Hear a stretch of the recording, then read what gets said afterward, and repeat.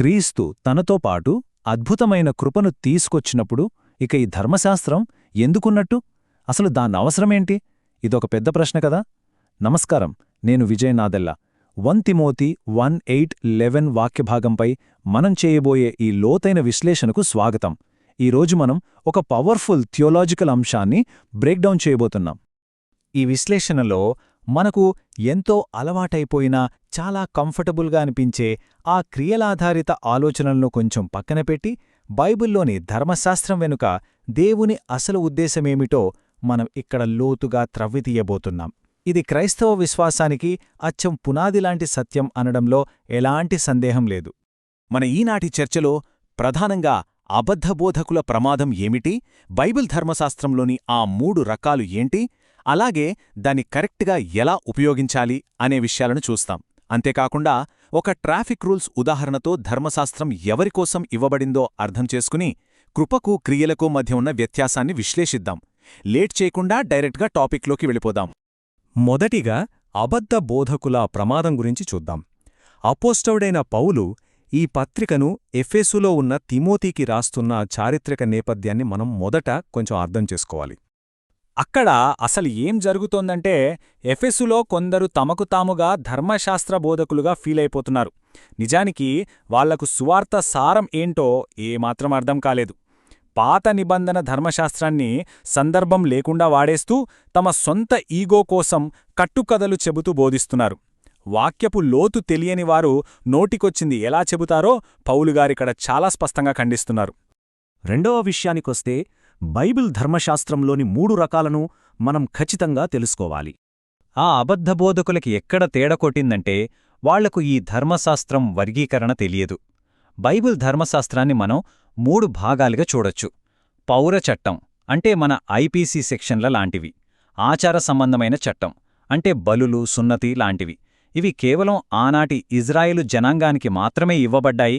పైగా క్రీస్తు రాకతో ఇవి పూర్తిగా నెరవేర్చబడ్డాయి కూడా.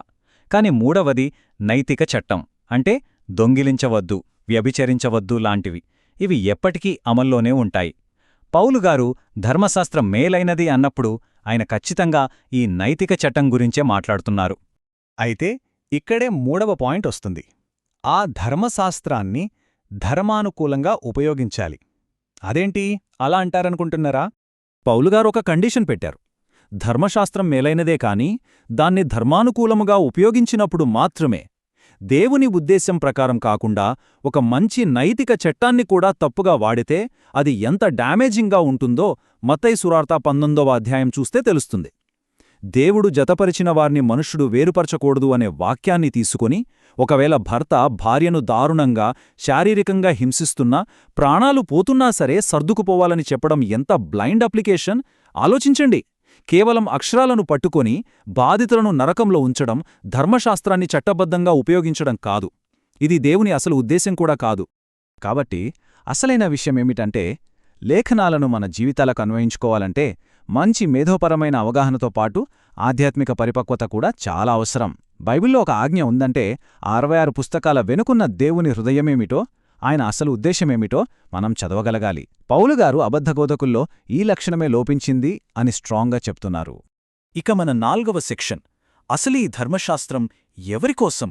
9వ వచనంలోని పౌలుగారి వాదన వింటే మనం నిజంగా షాకవుతాం. ధర్మశాస్త్రం నీతిమంతుల కొరకు కాదు, ధర్మవిరోధుల కొరకు అని ఆయన అంటారు. గలతీయులకు రాసిన పత్రిక ప్రకారం చరిత్రను ఒకసారి చూద్దాం. అబ్రహాముకు వాగ్దానం చేయబడిన 430 సంవత్సరాల తర్వాత మాత్రమే మోషే ద్వారా లిఖిత ధర్మశాస్త్రం వచ్చింది. అంటే ఆదాము నుండి మోషే వరకు చేతిలో ఎలాంటి లిఖితపూర్వకమైన ఆజ్ఞల చిట్టా లేదు. మరి ఆజ్ఞ లేనప్పుడు పాపం ఎలా ఆరోపించబడుతుంది? ఆ సమయంలో పాపం, మరణం ఎలా ఏలాయి? దీనికి ఆన్సర్ రోమాపత్రిక 1వ అధ్యాయంలో ఉంది. దేవుడు ప్రతి ఒక్కరికీ ఒక ఇన్బిల్ట్ మనస్సాక్షినిచ్చాడు. ఈ అద్భుతమైన సృష్టిని చూస్తేనే దేవుడు ఉన్నాడని ఈజీగా అర్థమవుతుంది. కాని ఆనాటి మనుషులు దేవుడు ఎవరో తెలుసుకోగలిగి ఉండి కూడా ఆయన్ని మహిమపరచలేదు. అంటే లిఖిత బైబుల్ లేకపోయినా సరే వారు తమ మనస్సాక్షి ఆధారంగానే తీర్పు పొందారు. ఎవరూ ఎలాంటి సాకులు చెప్పడానికి వీల్లేదు. దీనికోసం యోబు అంతర్గత నియమాన్ని, లిఖిత ధర్మశాస్త్రాన్ని ఒకసారి పోల్చి చూద్దాం. అసలు ఏ గ్రంథమూ రాయబడని కాలంలోనే యోబు తన కళ్లతో ఒక నిబంధన చేసుకున్నాడు. ఒక స్త్రీని కామంతో చూడటం పాపమని ఆయనకప్పుడు ఎలా తెలిసింది? బలులర్పించాలని ఎలా తెలిసింది? దీన్ని బట్టి ఏమర్థమవుతోంది? నీతిమంతుడిగా బ్రతకాలనుకునే వారి హృదయాల్లో దేవుడు మనస్సాక్షి ద్వారా ఆ నైతికతను ముందే ఉంచాడు.